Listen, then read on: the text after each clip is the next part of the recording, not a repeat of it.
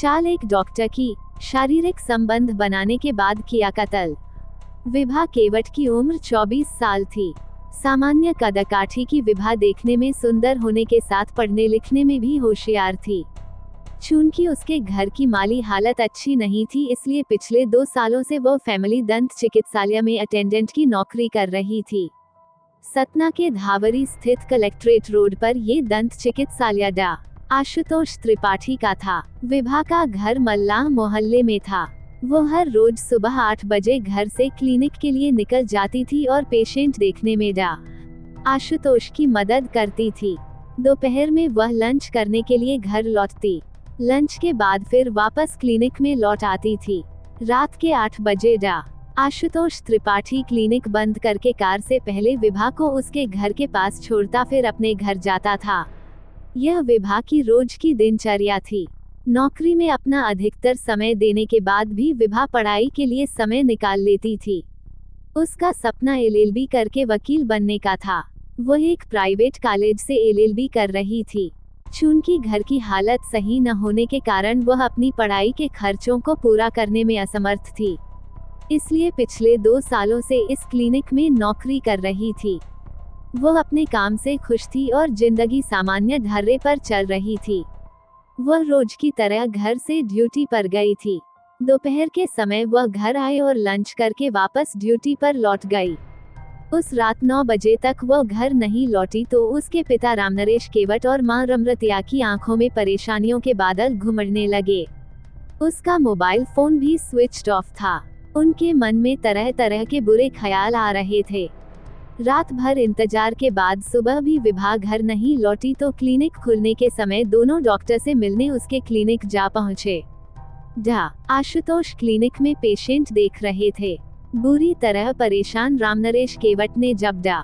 आशुतोष से बेटी के बारे में पूछा तो उसने विभा के घर नहीं पहुंचने पर हैरानी जाहिर करते हुए कहा कि कल शाम विभा ने उससे पगार के 6000 रुपए लिए और कुछ जरूरी काम से बाहर जाने की बात कहकर चली गई थी। लगता है उसने कहीं दूसरी जगह काम पकड़ लिया है। चिंता न करो, वह कुछ दिनों में खुद ही घर लौट आएगी। रामनरेश और रमरतिया वहां से घर लौट आए और बार बार विभा के मोबाइल पर कॉल कर उससे संपर्क साधने का प्रयास करते रहे, लेकिन बीती रात से ही उसका मोबाइल स्विच ऑफ आ रहा था। रामनरेश ने अपने सभी रिश्तेदारों से फोन कर पूछा, लेकिन निराशा ही हाथ लगी। बाद में रामनरेश ने फिर डा. आशुतोष त्रिपाठी से विभा के बारे में पूछा तो उसने बताया कि विभा ने उसके यहाँ से नौकरी छोड़ दी है। वह तुम लोगों से नाराज है और किसी दूसरी जगह पर कमरा लेकर रहने लगी है। उसने अपना फोन नंबर भी बदल लिया है। विभा ने कहां पर कमरा लिया है इसकी जानकारी उसे नहीं है। बेटी के अलग रहने की बात रामनरेश और रमरतिया के गले से नहीं उतरी। फिर भी उन्होंने बेटी की तलाश में शहर का चप्पा चप्पा छान मारा, लेकिन वह उसका पता लगाने में नाकामयाब रहे। किसी की समझ में नहीं आ रहा था कि उसे जमीन निगल गई या आसमान खा गया।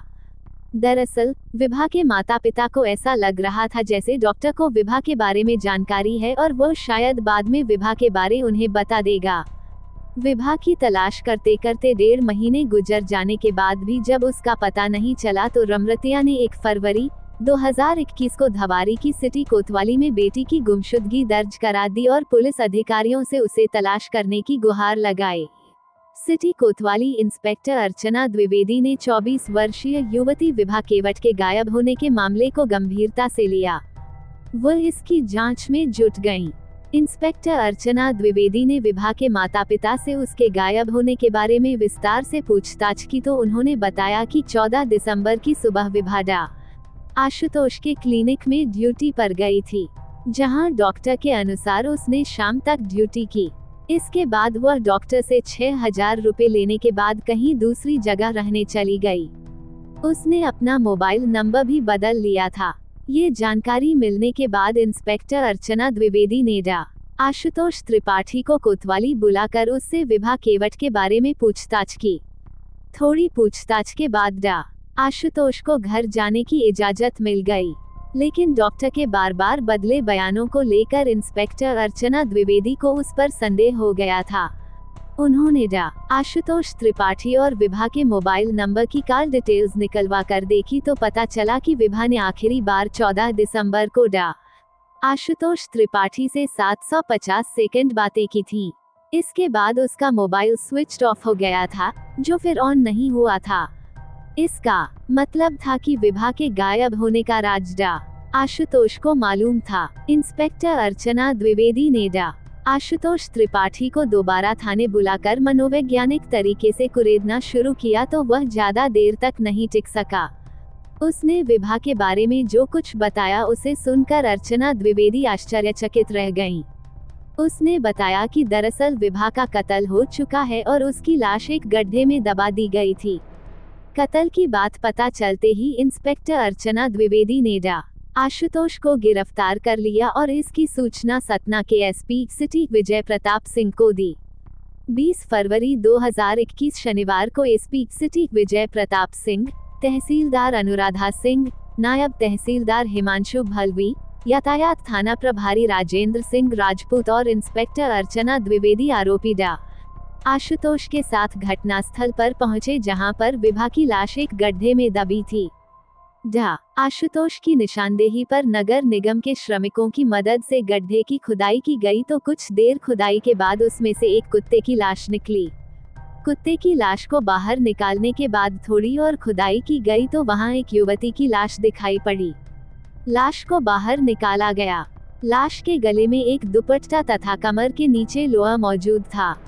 रामनरेश केवट और उसकी पत्नी रमरतिया को लाश दिखाई गई तो दोनों ने कपड़ों के आधार पर उसकी पहचान अपनी बेटी विभा केवट के रूप में की। शिनाख्त हो जाने के बाद लाश पोस्टमार्टम के लिए भेज दी गई। आशुतोष के बयान और पुलिस की तहकीकात के आधार पर विभा केवट हत्याकांड के पीछे एक सनसनीखेज कहानी उभर कर सामने आई। सतना के धावरी इलाके में चांदमारी रोड मंगल भवन के पीछे अंग्रेजी के शिक्षक नरेंद्र त्रिपाठी अपने परिवार के साथ रहते थे। वह राजकीय कन्या विद्यालय धावरी में नौकरी करते हैं। उनके 2 बेटे हैं। बड़ा बेटा अभिषेक त्रिपाठी छत्तीसगढ़ के रायपुर शहर स्थित एक रियल एस्टेट फर्म में बतौर फाइनेंस मैनेजर कार्यरत है। दूसरा बेटा आशुतोष डेंटिस्ट है। 2 साल पहले आशुतोष को अपने क्लिनिक के लिए एक अटेंडेंट की जरूरत थी। मल्ला मोहल्ले में रहने वाले रामनरेश केवट की दूसरी बेटी विभा को जब इस नौकरी बारे में पता चला तो उसने आशुतोष से मिलकर उसके यहाँ काम करने की इच्छा जाहिर की। आशुतोष ने विभा को क्लिनिक से संबंधित जरूरी कामकाज के बारे में समझाते हुए जब सैलरी के बारे में उसे बताया तो उसने वहां काम करने के लिए हामी भर दी। ये बात सन 2018 की थी। आशुतोष ने विभा को क्लिनिक से संबंधित सभी बातों को समझने के बाद ये भी समझा दिया कि वहां आने वाले पेशेंट से किस प्रकार व्यवहार करना है। फिर उसे अपना मोबाइल नंबर देते हुए कहा कि अगर उसकी अनुपस्थिति में उसे कोई भी मुश्किल आए तो मुझे कभी भी कॉल कर सकती हो। उसी समय विभा और आशुतोष ने अपने अपने मोबाइल में एक दूसरे के नंबर सेव कर लिए। विभा तेजतर्रार युवती थी। थोड़े ही दिनों में वह सारा काम सीख गई। उसकी कुशलता देखकर आशुतोष भी खुश हुआ। विभा यहाँ काम पाकर पूरी तरह संतुष्ट थी, क्योंकि उसके प्रति डॉक्टर का व्यवहार ठीक था। वह वेतन भी टाइम से दे देता था। इस तरह धीरे धीरे समय का पहिया घूमता रहा। साल भर गुजर जाने के बाद डॉक्टर आशुतोष और विभा आपस में काफी घुल मिल गए थे। पेशेंट की मौजूदगी में वे दोनों एक दूसरे से सिर्फ काम की ही बातें करते थे, लेकिन जब वहां कोई नहीं होता तो वे हंसी मजाक से लेकर दुनिया जहान की बातें करते थे। बातों बातों में वक्त आसानी से कट जाता था। इसी दौरान डॉक्टर आशुतोष ने मन ही मन विभा को पाने की योजना तैयार की और उस पर अमल करना आरंभ कर दिया। अपनी योजना के तहत शाम को जब वो क्लिनिक बंद करता तो घर जाने से पहले विभा को उसके घर छोड़ने जाने लगा। विभा आशुतोष के इस बदले हुए व्यवहार के पीछे की चाल को नहीं भांप सकी। उसने सोचा कि आशुतोष खुश होकर उसकी मदद कर रहे हैं। कभी कभार वह विभा को घर छोड़ने से पहले किसी होटल या रेस्टोरेंट में ले जाता, जहां खाने के दौरान वह विभा का दिल जीतने की कोशिश करता था। विभा एक गरीब परिवार से ताल्लुक रखती थी। जल्द ही वह उसकी बातों में आ गई। आशुतोष ने जब ताड़ लिया कि विभा उसकी इच्छा का विरोध नहीं करेगी तो एक दिन उसने विभा को शादी करने का झांसा देकर उसके साथ शारीरिक संबंध बना लिया। उस दिन के बाद विभा के प्रति आशुतोष का व्यवहार एकदम बदल गया। विभा को खुश रखने के लिए वो उसे महंगे तोहफे आदि देता रहता था ताकि उसकी जिस्मानी जरूरतों को पूरा करने में विभा आनाकानी न करे। अलबत्ता एक दिन विभा ने अपनी बड़ी बहन को आशुतोष से अपने अफेयर की बात बता दी और यह भी कहा कि कुछ दिनों के बाद डॉक्टर उससे शादी कर लेगा। इस पर उसकी बहन ने उसे समझाते हुए कहा भी कि अमीर लोग गरीब घर की लड़की से शादी करने की बात अपना मतलब निकालने के लिए करते हैं, कहीं तुम आगे चलकर ठगी न जाओ, इसलिए जितनी जल्दी हो सके शादी कर लो। बहन की बात सुनकर विभा ने उसे जवाब दिया कि उसका प्यार इतना कच्चा नहीं है कि डॉक्टर उससे शादी का बहाना कर आसानी से अपना मुंह फेर ले। उस वक्त कहने के लिए तो विभा ने बड़े ही आत्मविश्वास के साथ अपनी बड़ी बहन को जवाब दे दिया, लेकिन उसी दिन उसने मन में ठान लिया कि वो डॉक्टर से जल्द शादी करने को कहेगी। इसके बाद जब भी आशुतोष विभा को शारीरिक संबंध बनाने के लिए राजी करने की कोशिश करता तो वह उससे पहले शादी करने की बात करती। इतना ही नहीं, जब भी दोनों क्लिनिक में अकेले होते वह उससे शादी करने का दबाव डालना शुरू कर देती थी। आशुतोष एक बड़े परिवार से ताल्लुक रखता था। समाज में उसकी अपनी अच्छी खासी हैसियत थी। उसने तो केवल विभा के साथ मौजमस्ती करने के लिए उससे शादी की बात कही थी। वास्तव में उसने दिल से कभी विभा से शादी के बारे में सोचा तक नहीं था। इसलिए जब विभा ने उस पर शादी का अधिक दबाव बनाना शुरू किया तो 14 दिसंबर 2020 को आशुतोष ने बात बढ़ जाने पर विभा की गला घोंट कर हत्या कर दी। उस समय क्लिनिक में उन दोनों के सिवा कोई नहीं था। विभा की हत्या करने के बाद आशुतोष ने उसकी लाश एक बोरी में डालकर क्लिनिक के अंदर ही एक कोने में रख दी।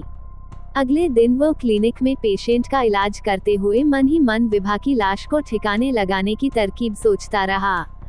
दोपहर के बाद उसने कुछ मजदूरों को बुलाया और क्लिनिक के पीछे बारिश का गंदा पानी जमा करने की बात कहकर एक 6 फुट गहरा गड्ढा खुदवाया। रात को उसने विभा की लाश गड्ढे में डालकर उसके ऊपर नमक डाला, फिर उस पर थोड़ी मिट्टी डाल दी। इसके बाद कहीं से उसने एक कुत्ते की लाश का इंतजाम किया। कुत्ते की लाश को उसी गड्ढे में डालने के बाद उसने उसके ऊपर अच्छी तरह मिट्टी भर दी। कुत्ते की लाश गड्ढे में इसलिए डाली गई कि ताकि विभा की लाश की बदबू आसपास फैलने पर अगर लोग बदबू उठने का कारण पूछे तो वह सबको बता सके कि वहां कुत्ते की लाश दबाई गई है। इस तरह विभा की लाश इस गड्ढे में दबी होने की बात उजागर नहीं होगी। लेकिन पुलिस को विभा की अंतिम काल और उसके मोबाइल फोन की लोकेशन के आधार पर आशुतोष के ऊपर शक हो गया। जब उससे थोड़ी सख्ती बरती गई तो उसने सारा सच उगल दिया।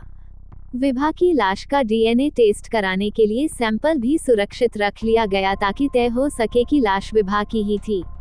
विभा की लाश की बरामदगी के बाद इस मामले में हत्या और साजिश की धारा 302, 201 जोड़ दी गई। पुलिस ने आशुतोष त्रिपाठी से पूछताछ करने के बाद उसे गिरफ्तार कर सतना की अदालत में पेश किया गया, जहां से उसे न्यायिक हिरासत में भेज दिया गया।